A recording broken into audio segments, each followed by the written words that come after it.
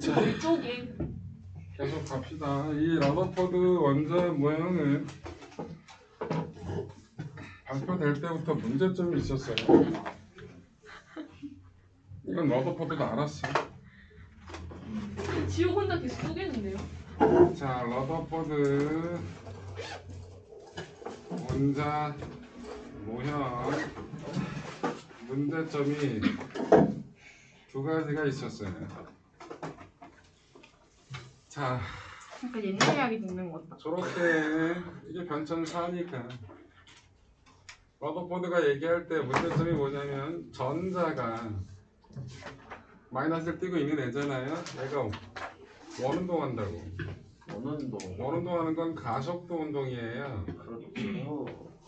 그런데 전기를 띤 입자가 가속도 운동을 하면 그 당시에 맥스웰 이론에 의해서 전기를 띤 놈이 가속도 운동하면 뭐가 전자기파가 발생한다는 건 다 알고 있던 사실이에요. 그럼 전자기파가 발생한다는 얘기는 그만큼 에너지가 줄어든다는 얘기거든요. 그러면 저 궤도를 유지할 수 있다 없다? 없다. 그럼 결국 저 에너지를 잃어버려서 저 전자가 원자에게 딸려 들어가야 돼요. 그 시간까지 계산해 봤더니 0.000 몇 초예요. 곧 너무나 짧은 시간 동안만 존재할 수 있으니까 이거는 모형으로 설명할 수 있다 없다? 없다. 이건 이게 설명 못했다. 두 번째가 이 당시에 뭐가 발견됐냐면 수소 원자의 선 스펙트럼이 발견이 됐거든요. 이 선 스펙트럼이 의미하는 건 방출되는 에너지가 연속적인 게 아니라 불연속적이다라는 걸 의미해요. 그 빠져나오는 에너지가 연속적인 모든 에너지가 아니라 특정한 값만을 갖는다는 얘기거든. 근데 이 전자기파가 발생했고 이 발생한 전자기파가 빠져나오는데 이거는 연속적인 에너지거든요. 특정 값만을 나온다라는 이 내용을 설명할 수 있다 없다 러더포드 원자 모형 가지고는 설명이 불가능하다고.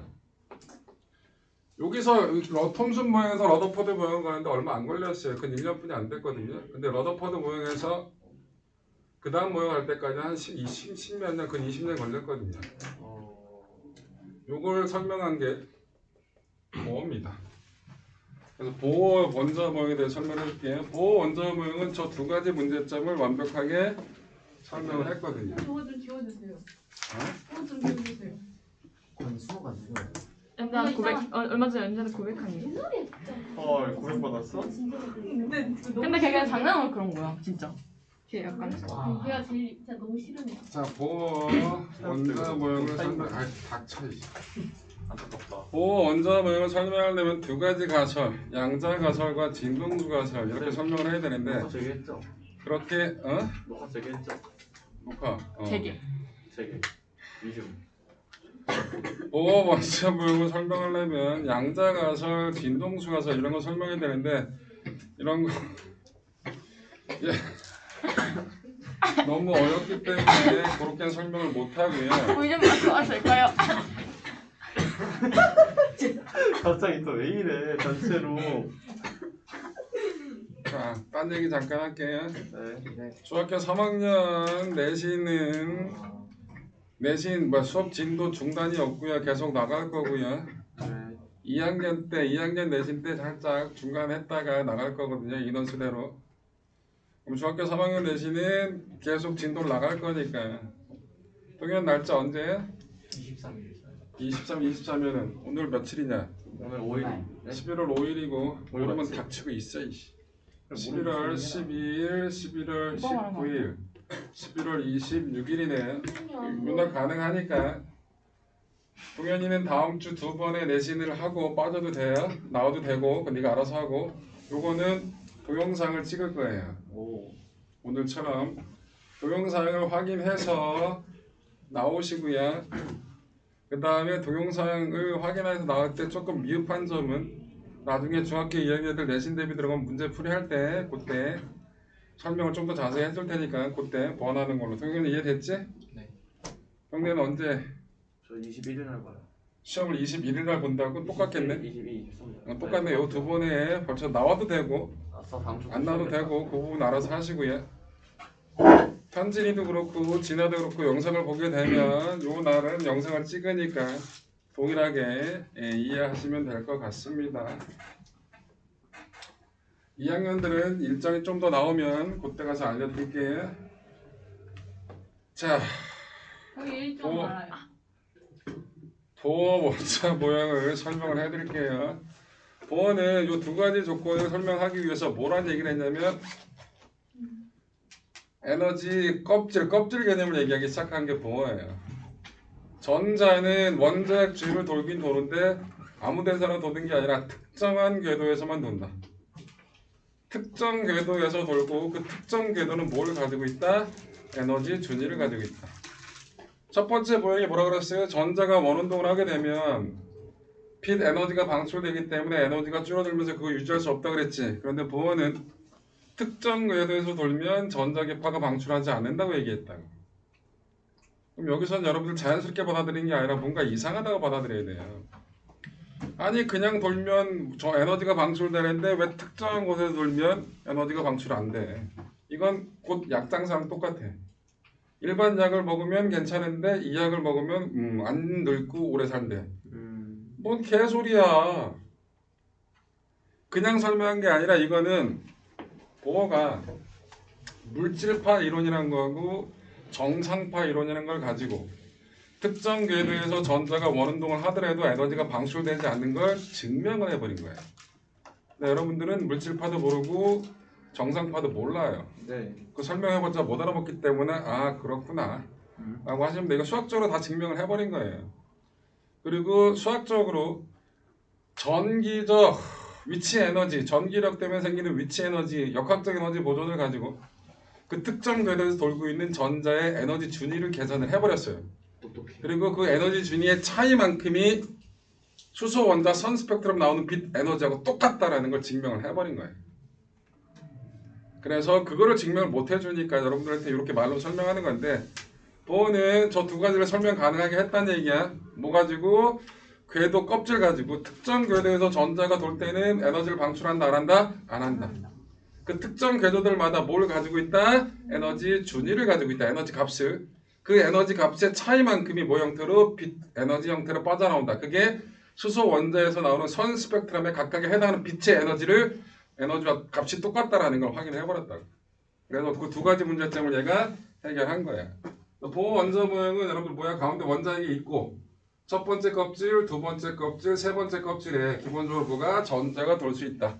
첫 번째 껍질을 뭐라 불렀죠? K, L, M이라 불렀고 이 K 껍질이 N 이퀄 1. 첫 번째 kop질 N 이퀄 2, N 이퀄 3이라고 보시면 돼요. 오케이? 그리고 니들이 알아야 될 식은 요거 하나. 이 N은 N번째 궤도 에너지는 마이너스 N 제곱분의 1312. 2 제로라고 할게요. 이거 상수니까. 네. 그래서 첫 번째 게 이거 수소 원자 에너지 준입니다. 수소 원자. 수소 원자. 얘는 보호 원자 모형 수소 원자는 완벽하게 이론적으로 다 설명이 가능하거든요. 근데 수소를 뺀 나머지 다전자 원자 같은 경우 전자를 여러 개 가지고 있는 원자 같은 경우 설명이 안 돼요. 그 다전자 원자 같은 경우 나중에 여러 사람에 걸쳐서 설명이 가능해. 그거를 현대 원자 모형 오비탈이라 얘기를 하는 겁니다. 문제 이해됐죠? 그래서 여기서 알아야 될 건 요식. 그럼 여러분 알아야 될 거 n이 커지면 저 식 보고 얘기하세요. n이 커지면 이건 상수. 이 n 값은 커져요, 작아져요? 커지는 거 맞죠? 요 마이너스가 음수니까. 아, 그래서 첫 번째 바닥 상태보다 그 첫 번째 궤도에서 다른 궤도로 넘어갈수록 에너지가 많아지게 된다라는 거. 오늘 이해됐죠? 그 다음에 보호 원자 모형으로 나온 다음에 그 다음에 나온 게 뭐라고? 현대 원자 모형이 뭐? 오비탈. 오비탈이 뭘 의미한다고? 전자의 원자핵 주변에서 전자가 발견될 확률 분포를 나타내는 게 오비탈이잖아. 맞아? 오비탈 자세한 건 화학 시간에 배웠을 테니까. 네.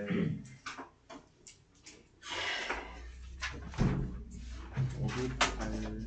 자, 수소 원자 선 스펙트럼 설명할 거야. 뭘 거라고? 수소 원자의 선 스펙트럼을 계열 넣겠다. 설명할 겁니다. 자, 여기가 n 이퀄 1 첫 번째 궤도의 에너지를 나타낸 거고 이게 에너지입니다. 자, 두 번째 n 이퀄 2 3 아. 여러분 당연히 간격은 좁아져야겠죠. 오. 6. 무한대. 세븐. 점점점점점. 아. 자, 요거를 확인해 봤거든요. 수소 원자의 선 스펙트럼입니다.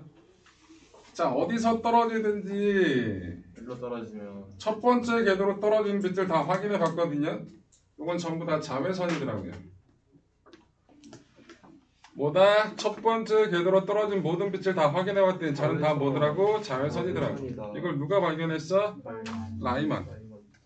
그래서 라이먼 계열이라고 불러요. 두 번째 궤도로 떨어진 빛들 다 확인해 봤어. 누가? 발머가. 누가? 발머. 확인해 봤더니 가시광선이더라고요. 4개 넘어가서는 그 다음부터 적외선제 있긴 있는데 그런 것까지는 거의 안 건드리거든요. 물리 안에서. 그냥 두 번째 궤도로 떨어진 모든 빛은 다 가시광선이다 라고 생각해도 틀리진 않으니까. 이건 누가?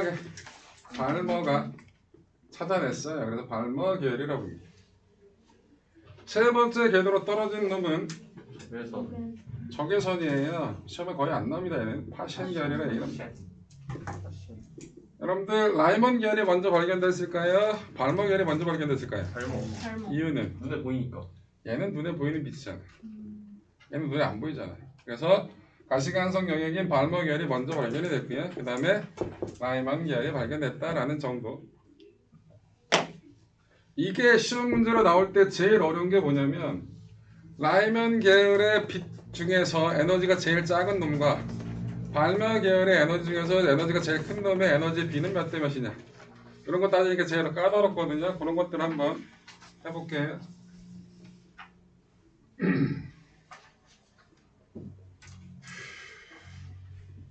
자, 일단 그거 하기 전에 빛 에너지는 무식을 아셔야 돼요. 빛 에너지를 나타내는 식이 있어요. E는 HF. 여기서 H가 뭐예요? 상수, 플랑크 상수. F는 뭐예요? F 뭐라고? 진동수는 H 람다분의 C. 파동의 속력은 파장 곱하기 진동수잖아요. 그럼 진동수는 파장분의 속력이야. 빛의 속도 C라고 쓴 거예요. 그래서 람다분의 C. 이게 뭐라고? 파동의 에너지를 나타내는 식입니다. 곧 진동수가 클수록 에너지가 많은 빛이고요. 파장이 짧을수록 에너지가 많은 빛이라는 거 이해됐어? 네. 문제 하나 해볼게요. 이게 제일 어려운 문제라고 보시면 돼요. 물리에서 나오는 그나마 좀 어려운 게 이거. 화학에서도 곧잘 나오는 거죠. 오히려 이 문제는 화학에서 좀 더 잘 나와요.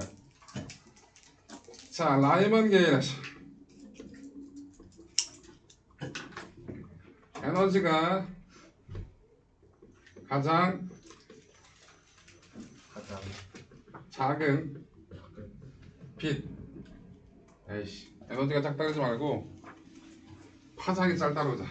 에너지가 크네요. 파장이 가장 짧은 빛. 그놈의 파장 람다 아니라 할게. 그 다음에 발머계에서 파장이 가장 긴 빛. 람다 풀어갑시다.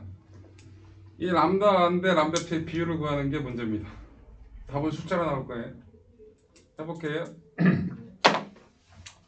자, 일단 요거를 구해야 되는데 파장이 제일 짧으려면 에너지가 제일, 파장이 짧다는 얘기는 에너지가 제일 크다는 얘기죠. 그럼 어디서 1로 떨어져야 돼? 무한에서 N 이퀄 무한대에서 N 이퀄 1로 떨어질 때 방출하는 거예요. 맞죠? 이때 에너지를 한번 구해볼게요. 요 에너지 E는 E와는 무한대 에너지는 얼마예요? 0이겠죠? 빼기 마이너스 1제곱분의 2제로예요. 맞아요? 그죠? 네. 자, 얘도 구해볼게요. 발머 계열에서 파장이 가장 긴 빛인 에너지가 제일 작은 거예요. 그럼 어디서 어디로 가는 거예요? N 이퀄 3에서 N 이퀄 2로 떨어지는 빛이죠. 얘 에너지는 얼마가 될까요? E2는 세 번째 에너지 값 얼마예요? 마이너스 3제곱분의 2제로 빼기 마이너스 2제곱분의 2제로예요. 계산해. 통분해서 9, 4 통분 36 5 맞아. 그런데 E는 H 람다분의 C니까 람다하고 E는 무슨 관계야? 반비례 관계지. 맞아? 람다 1 땡땡 람다 2는 뭐라고 써? 2 왕분의 1 땡땡 2 2분의 1이라고. 맞아? 아 네. 그럼 얼마가 되는 거야? 2 제로 날라갈 테니까 뒤집어 2 제로분의 1 5 2 제로분의 36이 되는 거죠? 그럼 몇 대 몇이라고? 5 대 36이 된다는 거죠. 맞아요. 이런 게 제일 까다로운 문제예요. 이해됐어요? H가 접니다. 어? 저 H 접니다. 플랑크 상수. 꼭 기억도 안 할게. 얼마인지 알려줘? 얼마쯤 돼요? 6.6 곱하기 10의 마이너스 31제곱. 네? 6.6 곱하기 10의 마이너스 31제곱. 아. 0.66. 다음에 저 C는요? 광속이라고 이 새끼야. 저번 시간에도 얘기했잖아. C 광속이라고 있죠. 이 씨. 네. 아유 이씨. 광속. 파당. 자 그래서 원자 모형 다 설명을 했고요. 숙제는 페이지 몇 쪽? 숙제는 24쪽, 25쪽이 숙제예요. 몇 쪽으로 간다? 페이지 32쪽으로 간다. 쓸 거 있으면 쓰시고요. 페이지 32쪽.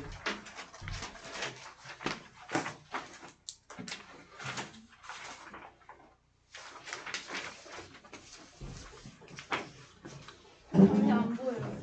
잠시 안 보이는 거야. 잠시만요. 안 보여요. 글씨 안 나오고 보이니까.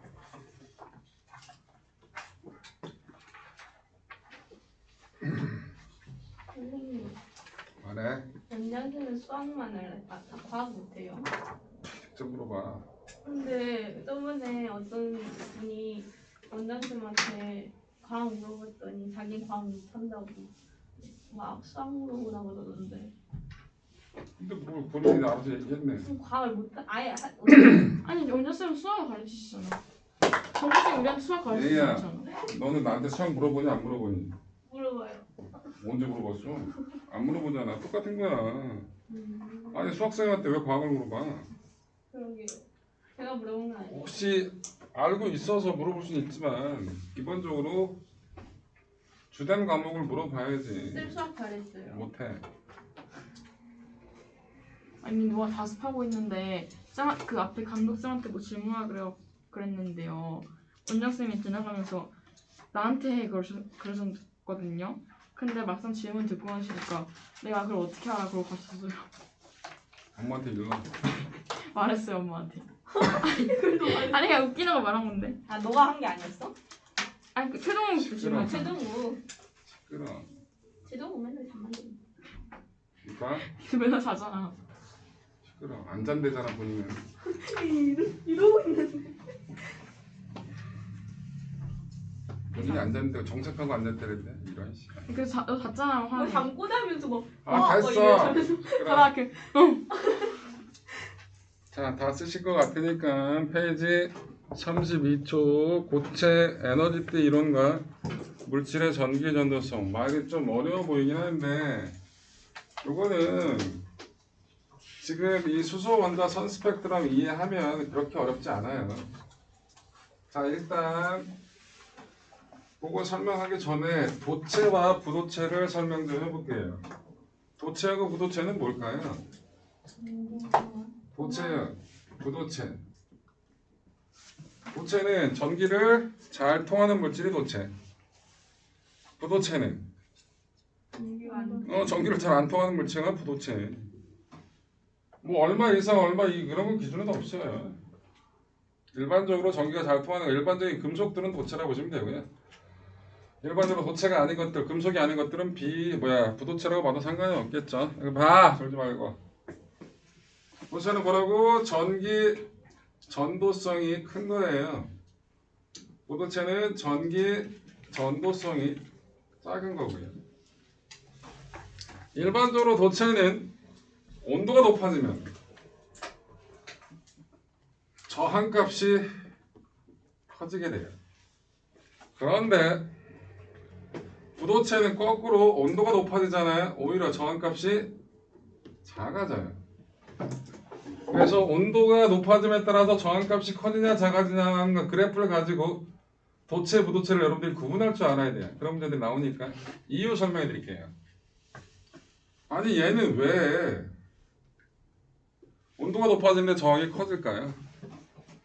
그럼 온도가 높아지면 입자 운동이 활발해지는 거죠. 여러분 도체가 전기가 잘 통하는 이유가 뭐예요? 자유전자가 많아서 그래요. 그런데 온도가 높아지면 자유전자가 지나가면서 원자 핵하고 부딪히면 저항이 큰 거잖아요. 근데 온도가 높아지면 원자 핵의 진동이 커져요.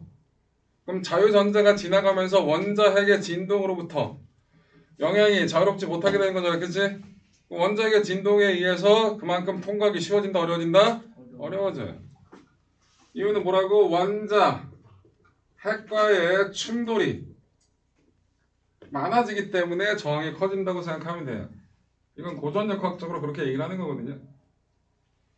두 번째, 오히려 비부도체는 온도가 높아지면 저항값이 작아져요. 부도체는 왜 도체가 아니죠? 자유전자가 적어. 온도를 높여주잖아. 그럼 원자 핵에 붙잡혀 있던 전자들이 튀어나와. 그래서 뭐가 된다? 자유전자가 돼. 그래서 이유는 얘는 뭐가 많아지기 때문에 온도가 높아지면 자유전자 숫자가 많아지기 때문에 오히려 전기가 더 잘 통하는 거라고. 이해돼요? 반도체는 뭘까요? 반도체. 아닌데요. 그냥 아니. 기본적으로 성질은 부도체하고 반도체의 중간 성질을 띈다라고 얘기를 하거든요. 네. 실제로 전기 전도성이 그 정도 값인데 얘는 특별 상황에서는 전기가 통하고요. 특별 상황에서는 전기가 안 통해요. 반만 도체, 반만 부도체가 아니라 어떨 걸어주는 전압의 조건에 따라서 도체처럼 행동할 때가 있고요. 부도체처럼 행동할 때가 있어요. 네. 머리 꽂아버린다. 아니에요, 주요. 그러니까 꽂아버린다. 다시 반도체는 뭐라고? 반만 도체로 생각하지 말고 도체와 부도체 중간이라 생각하지도 말고 도체 부도체 중간은 맞아요. 전기 전도성 측면에서는. 그런데 전압을 걸어줌에 따라서 어떨 때는 전류가 잘 흘러, 어떨 때는 아예 안 흘러. 그럼 잘 흐른다? 1. 안 흐른다? 0. 0, 1, 0, 1. 뭐 데이터를 만들어낼 수 있지? 애비도 네. 그만 쳐 자고 이씨. 그만 쳐 먹고 이씨. 수업을 안 못하겠어 이씨. 특정 상황에서 전류가 잘 통하냐 안 통하냐 라는 걸 따지는 게 그게 부도체라고. 이해됐지? 네. 자, 전기 저항을 나타내는 비저항을 전기 저항에 대해 설명해 드릴게요. 전기 저항은 6 쓰세요. R은 다음은 로 S분의 L. 로는 비저항이고요. 상수예요. S, 물질 종류에 따라 달라지는 값입니다. 상수는 아니고요.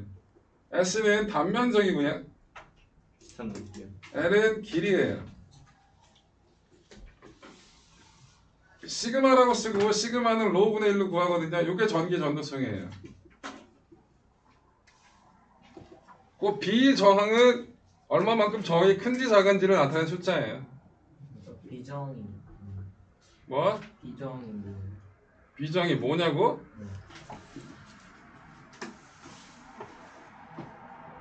이 말 뜻을 물어보는 거야? 네.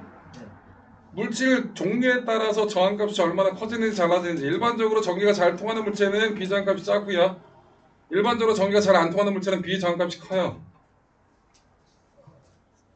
야, 이렇게 써놨으면 알잖아 새끼야. 비저항분의 1이 전기 전도성이라고. 전기가 잘 통하면 전기 전도성이 높을 거 아니야. 전기가 전도성이 높다는 얘기는 그만큼 비저항값이 작다는 얘기라고.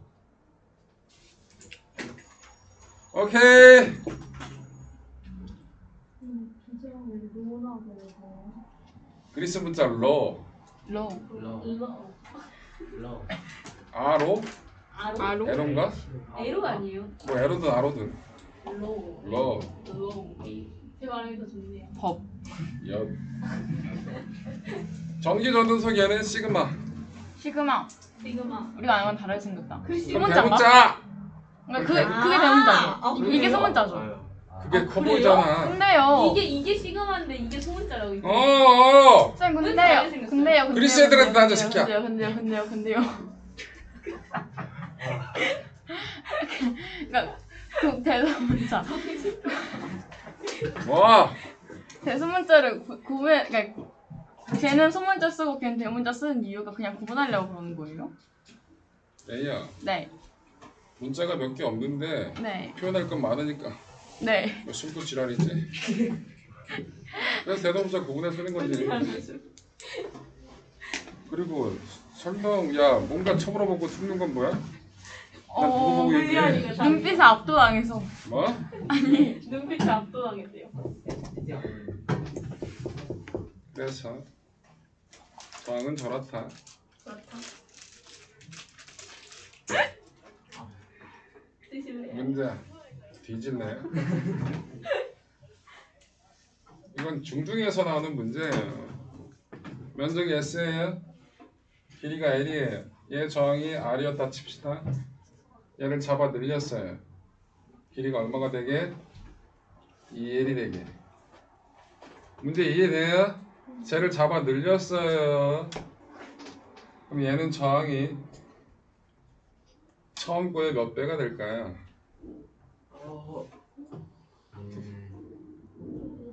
여러분들 핵심은 S가 어떻게 되냐를 여러분들이 판단을 해봐야죠. 네. S가 2분의 1이 되겠죠? 부피가 안 바뀔 테니까요. 그럼 길이가 몇 배 됐고요? 2배. 길이 때문에 저항이 2배 커져야겠죠. 그러면 면적은 몇 배 됐어요? 2분의 1배 됐죠. 면적 때문에 저항은 또 커져야 될 거예요. 면적이 반비례하니까. 그래서 면적 때문에 2배, 길이 때문에 2배 되니까 저항은 몇 배 됐다고? 4배 된 게 맞겠죠. 맞아. 아. 부피는 안 변할 테니까. 맞지? 부피가 일정한 거고 면적이 줄어들어야 되는 거야. 맞아. 여러분들 엿을 잡아 늘렸는데 굵기가 그대로예요 라고 하면 엿을 평생 처먹을 거예요. 우와. 오 좋은데 오히려 좋아. 안 된다고 얘기했는데 뭐가 좋아 좋기는. 아이 진짜 씨.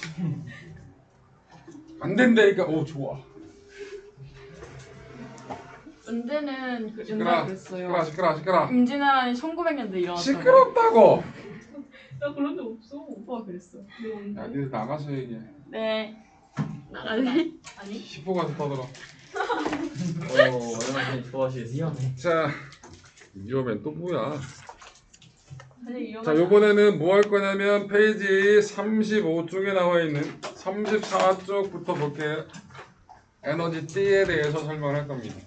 에너지 띠. 34쪽에 있는 34쪽에 그림 보세요. 첫 번째 나와 있는 그림 보이죠? 네. 네. 원자핵 하나가 나와 있죠? 아니요. 첫 번째 나와 있는 그림 보면 세로축에 에너지라는 게 보이고요. 가로축에 거리라고 있는 거 보이죠? 아 네. 그 원자핵이 하나 있죠? 네. 그 원자핵 하나가 주변에 만드는 에너지를 나타낸 거예요. 근데 에너지는 아까도 얘기했지만 특정 에너지만을 가져. 그치? 그런데 우리가 고체라고 얘기하는 건 원자핵이 하나가 아니잖아. 주변에 그런 원자핵이 되게 많이 인접하는 거리에 분포되어 있잖아요. 그죠? 그래서 두 개 뗄 때 보세요. 두 개 때. 원자 하나가 만드는 에너지 값하고 그 옆에 있는 원자 하나가 만드는 에너지가 겹쳐져요. 그래서 하나의 선이 아니라 뭐가 된다? 구역이 되게 돼요. 뭐가 된다? 구역. 원자가 여러 개일 때 진짜 완벽한 구역이 됐죠? 그 전자가 존재할 수 있는 에너지 구역을 한 글자로 뭐라 부른다? D. 뭐라 부른다? 띠. D. 야 머리끈, 머리띠 차이 뭐야? 끄는 머리 묶는 띠는 거, 띠는 끼는 꽂는 거. 거고 머리 끄는. 어. 아니 그 띠는 아 이렇게 머리 이렇게 하는 띠는 묶는 거고 거, 머리 끈은 띠는 묶는 거. 그냥 쓰는 거잖아요. 아니 알겠고 누가 진짜로 머리띠, 머리끈을 구분하는 게 아니라 띠와 끈의 차이가 뭐냐고. 그러니까 끈은 띠는 묶고 띠는 쓰고. 자, 머리에 띠를 두른다는 건 뭔가 굵기가 있는 거예요. 선아 되게 얇은 걸 가지고 띠에 써요 그러진 않아요. 정옥지. 여러분들 머리띠 할 때는 보통 여기다 쓰고 열고. 여기다가 하는데. 여기다 쓰는데요. 정옥쌤 내가 얘기하고 싶은 건 미용을 위해서 헤어를 위해서 하는 띠 말고 투쟁이라든지 공부 열심히 하겠다고 여기다 하는 거 질끈 둘러매는 거 있잖아. 열고. 그게 머리띠라고. 그게 머리띠예요. 니들이 이거 하는 거 이거 말고. 이렇게 안 해요. 이렇게요. 난 이렇게 해. 그 약간 그 스프링으로 돼 이렇게. 이거 원래 시끄러. 그래서 띠는 굵은 거. 그래서 먼저 핵 하나가 만드는 건 특정 에너지 값만을 가지고 있는 선 하나거든요. 근데 이 선이 여러 개 겹쳐지게 되면 뭐가 만들어진다? 띠가 만들어진다. 그럼 이 띠에는 전자가 존재할 수 있는 거고요. 오케이? 띠가 뭔지 알겠죠? 그럼 띠와 띠 사이에 빈틈이 있어요. 이건 네. 뭐라 부른다? 그 띠 간격. 뭐라 부른다? 띠 간격. 띠 간격. 예전에 띠 틈이라고도 불렀는데 요즘 띠 간격이 좀 더 많이 쓰는 말이니까 띠 틈, 띠 간격 똑같은 말이야. 그래서 띠 틈에는 전자가 존재할 수 있다 없다?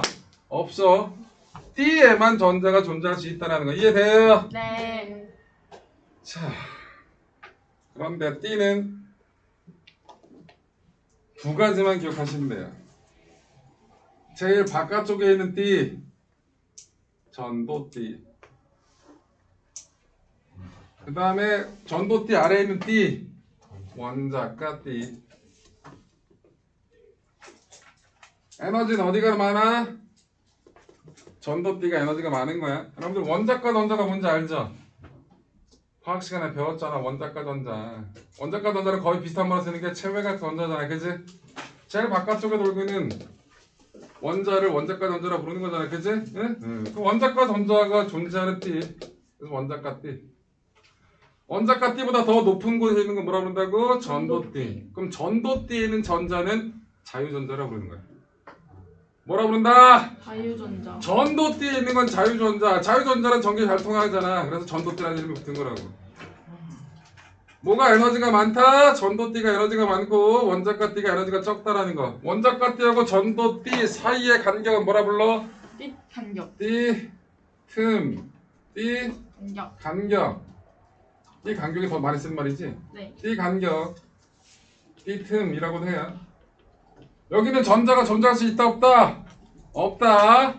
전자는 어디에만 존재 가능하다고? 띠에만. 띠. 띠 간격에는 전자가 존재할 수 있다 없다? 없다. 도체는 계속 인사하고 있는. 도체는 전도띠하고 원자가띠가 붙어 있어요. 도체는 어떻다고? 전도띠하고 원자가띠가 붙어 있다고. 그럼 원자가띠에 있던 전자가 전도띠로 쉽게 올라가겠죠? 네. 그래서 전기가 잘 통하는 거예요. 부도체는 그럼 도체는 원자가띠와 전도띠의 간격이 넓어. 그 띠 간격이 넓어. 그러면 원자가띠에 있던 전자들이 전도띠로 올라가기 쉽다 어렵다? 어려. 간격이 넓으니까 그만큼 에너지 차이가 크니까 그만큼 원자가띠에 있던 전자들이 전도띠로 올라가기 쉽다 어렵다? 어렵다. 어려우니까 자유전자가 되게 어려워. 그러니까 전기가 안 통하는 거라고. 네. 반도체는 적당히 떨어져 있겠죠? 자, 몇 쪽을 본다? 페이지 30.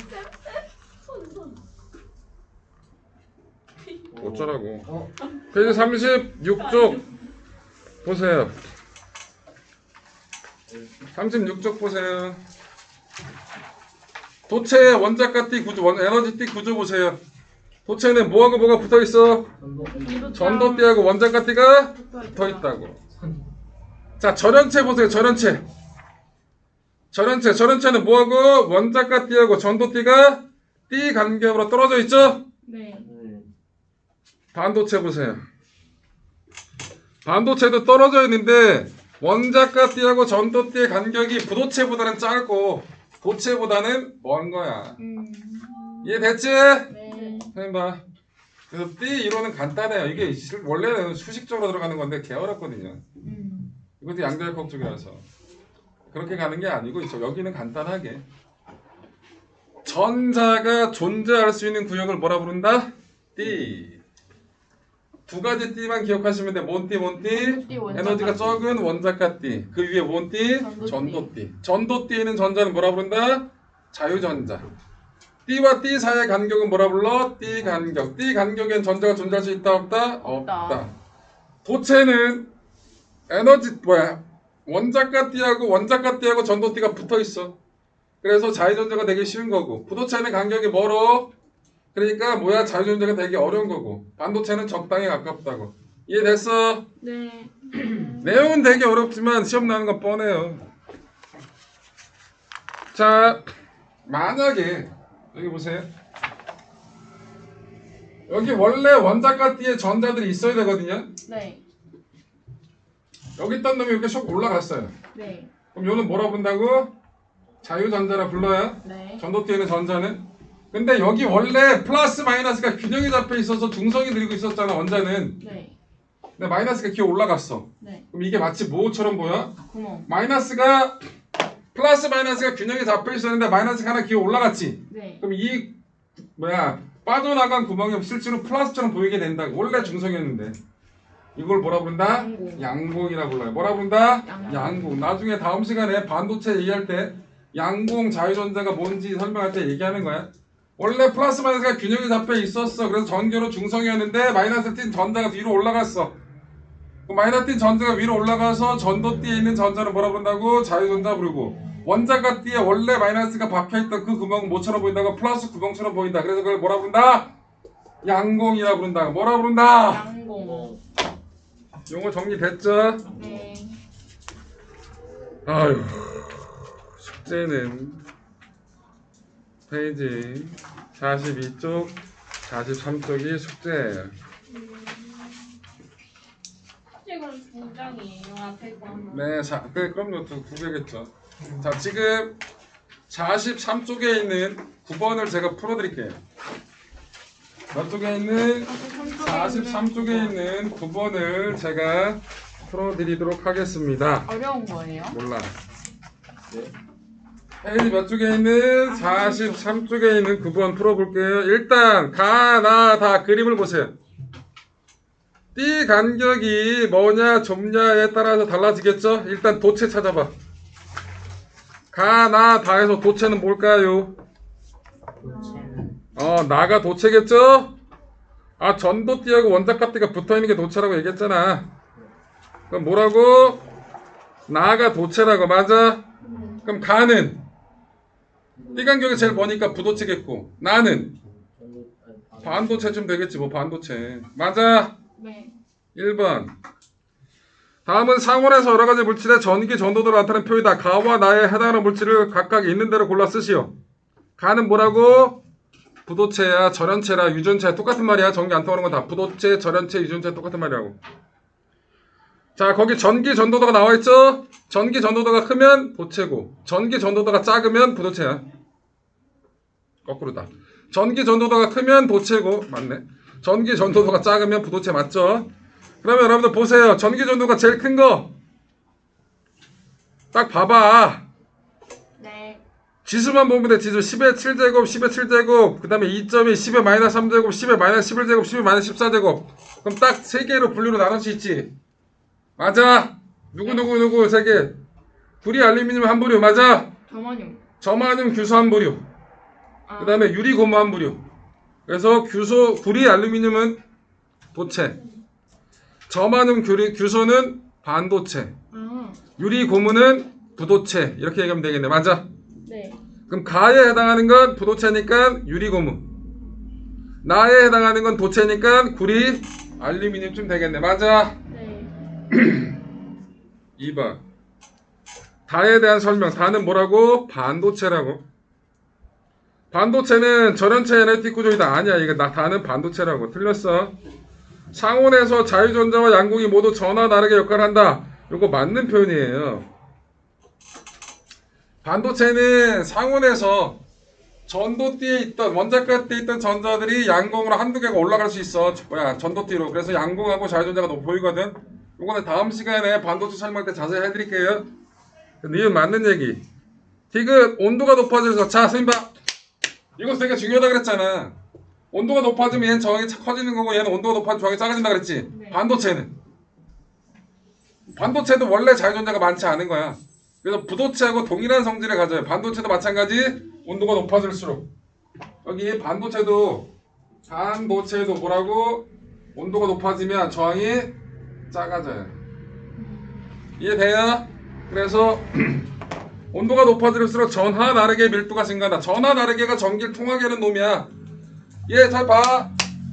많지 않은 거 한두 개가 전자가 올라가 있는 게 반도체거든. 그런데 온도가 높아지면 여기 있던 원자 gat에 있던 전자들이 어디? 전도들이 쉽게 올라갈 수 있단 말이야. 그래서 뭐가?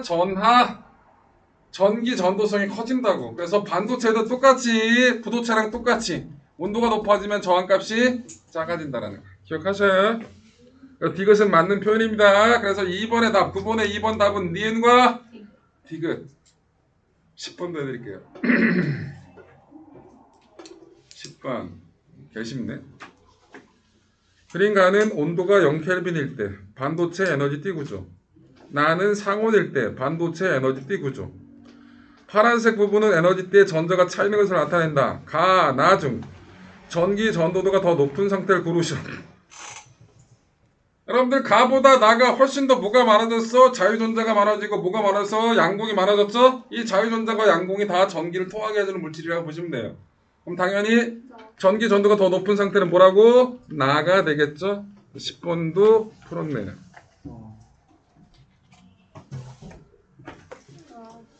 오늘은 여기까지. 아니야 52분이잖아. 하나 더 풀어드릴게요. 8번도 풀어드릴게요. 표는 상온에서 여러가지 고체 물질의 띠 간격을 나타낸 것이다. 페이지 43쪽 8번이에요. 자 여러분 띠 간격이 실리콘 점원임. 요 실리콘 점원임이 대표적인 반도체예요. 여러분들 미국에 최신 IT 그룹들이 모여있는 동네 실리콘밸리. 원래 실리콘밸리의 뜻은 실리콘이 많이 나는 계고 뭐 그딴 뜻이잖아. 직역하면 그런데 이게 뭐라고? 반도체 IT 기업들이 많이 몰려있는 그런 뜻으로 사용된 거라고. 왜? 반도체 주 성분 원소가 뭐라고? 실리콘이라서. 오케이. 네. 자, 실리콘 저마늄은 대표적인 반도체야. 네. 걔네 띠 간격 보세요. 1.14, 0.67, 0.23, 5.33, AGCL 3.20 이렇게 나와 있어. 자 간다. 기억. SI 반도체 맞죠? 네. 이건 알고 있는 상식이야. 니은 다이아몬드는 전도띠와 원자가띠가 겹쳐 있다. 다이아몬드가 띠 간격이 되게 넓죠? 네. 그럼 전도띠하고 원자가띠가 그만큼 멀리 떨어져 있는 거잖아. 그럼 니은은 말도 안 되지. 디귿 상온에서 INSB는 AGCL보다 전기 전도기 좋다. 띠 간격이 누가 더 작아? INSB가 띠 간격이 더 좁죠? 네. 그러면 전도띠하고 원자가띠가 그만큼 가까이 있으니까 자유전자로 되기 쉬운 거잖아. 전기 전도기 좋은 거겠죠? 네. 그럼 디귿은 맞아 틀려? 맞아요. 맞아. 나머지 42, 43 요번에는 숙제가 2개야. 네. 숙제 2개 맞잖아. 2단은 나간 거니까. 네. 자, 숙제 2개 확인 잘해가지고 다음 주에 보시면 되겠습니다. 네. 26일 날 배웠어요. 시험 볼 때. 아니 뭐야.